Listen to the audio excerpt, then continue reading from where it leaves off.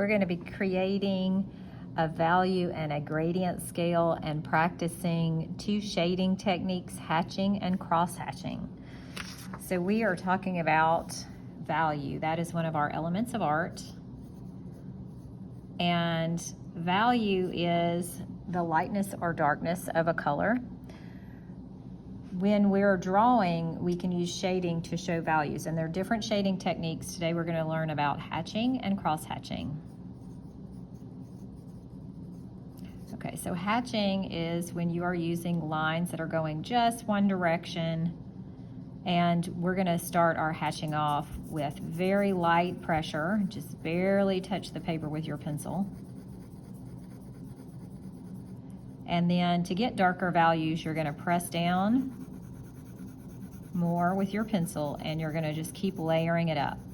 So the darkest areas are going to have more layers and more pressure. That is how you get those dark values.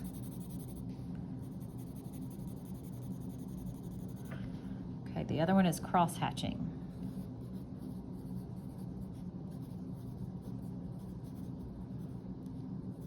Okay, cross hatching is when you have your lines going one direction, but then you cross over them going another direction. So I've got my hatching lines going one direction first, and then I'm going to cross over them going a slightly different direction. Again, to build up those darker values, you're going to layer and use a little more pressure, especially on those really dark values. And each time I'm doing this, I'm changing the direction of my shading.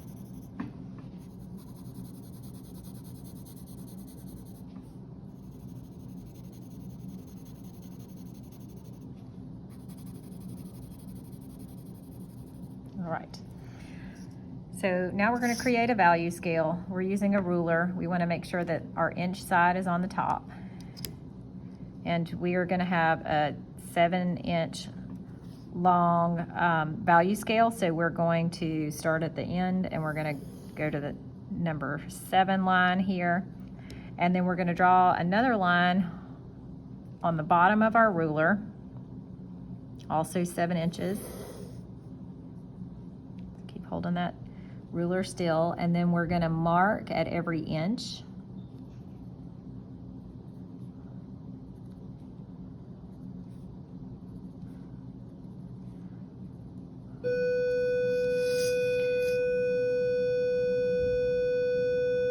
Then we're going to draw vertical lines coming down from each one of those marks.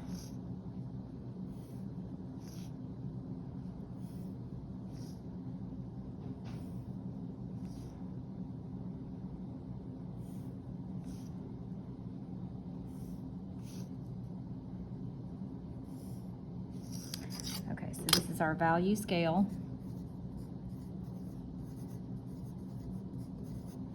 And at one end we have the light value, and on the other end we have the dark value. Okay, so we're going to just start with our darkest value. If you start with a light value and you make it too dark, you can't really lighten it up. So we're just going to start at this end. That'll be a little easier. And we're going to start by shading this. You don't have to worry about the pressure because you know this is going to end up being really dark, so you can start using a little bit of pressure, but we're going to layer it up, and each time we layer it, it should be getting darker. And make sure that you are using some pressure. And we want to just make this one as dark as we can make it. With these number 2 pencils, you can only get it so dark. If you have a set of drawing pencils, you can use those soft lead pencils, like maybe a 6B, to get some really, really dark values.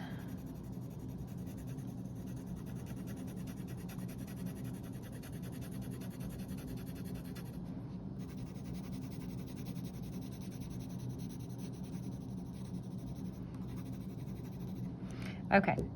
The next value is going to be a little bit lighter, but it's still going to be pretty dark.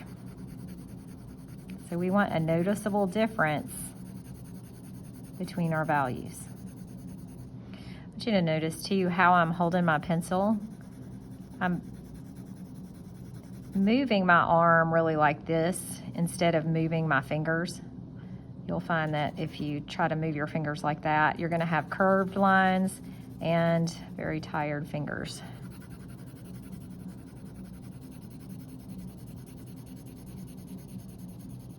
So try to move at the elbow.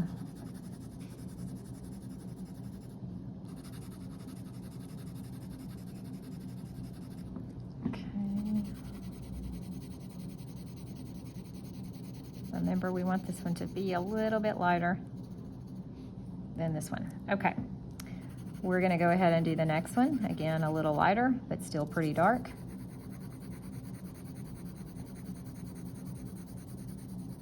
Build those values up. It's okay if you get out of the lines a little bit. Also, make sure you don't have anything underneath your paper when you're doing this. It will show up, marks will show up on your value scale if you have something bumpy underneath. Okay, now the next one, I'm really gonna lighten up the pressure now. I don't want it to be too dark.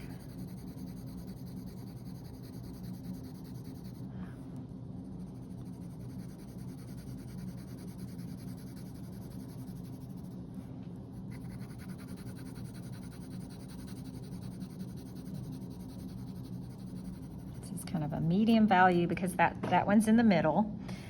Now I'm really gonna make sure I don't use much pressure here because I want these to be light values.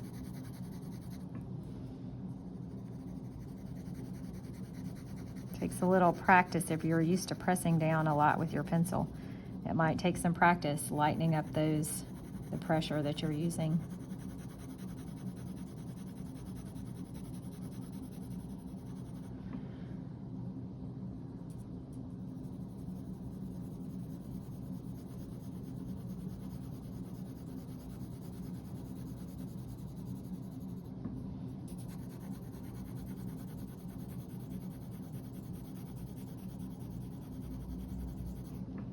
This last one, we're just barely gonna touch the paper.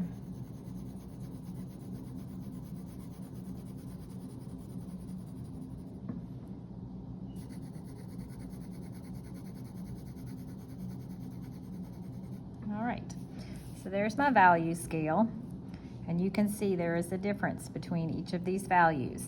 When you do a drawing, you wanna look at your value scale and check and make sure you've got values that are as dark as this one and values that are as light as this one, so you have a lot of contrast. Contrast is the difference between the dark and light in your artwork.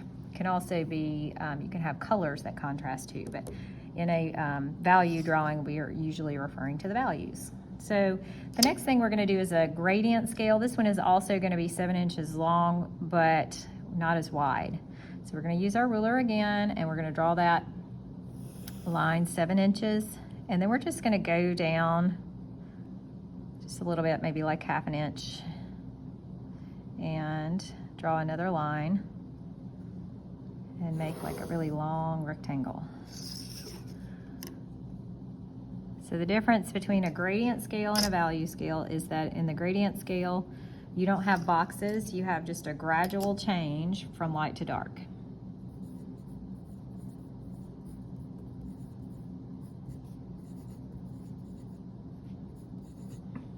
So my gradient scale, and I'm going to label my light and dark again.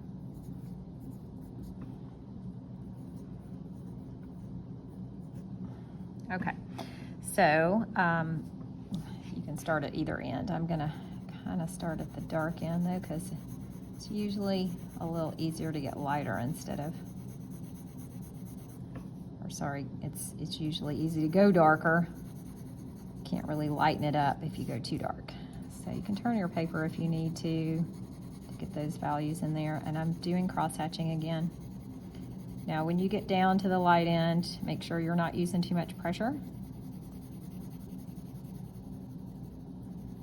Just a little bit.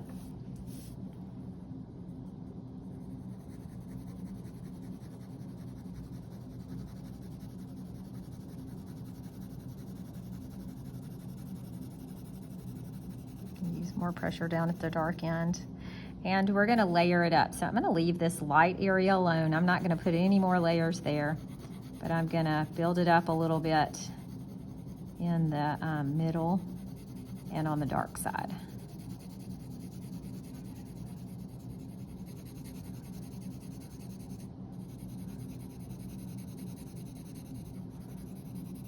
Can really use some pressure down here on the dark end.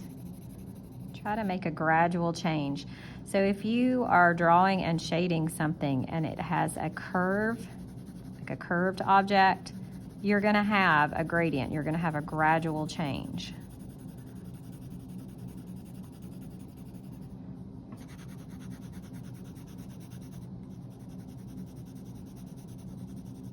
And you can look up here too. The middle of your gradient scale should be about like that middle value there. So I'm gonna leave that one alone, this end alone, and the middle alone, and just darken my dark values.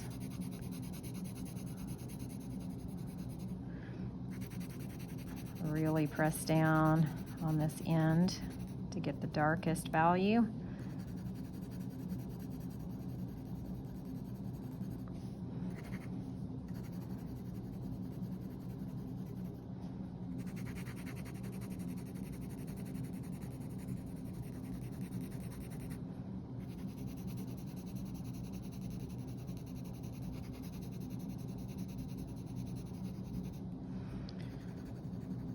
Okay, so again, when you're doing a value drawing, you can go get this out and refer to it. This can be like a reference to help you check and make sure you have a wide range of values in your drawings.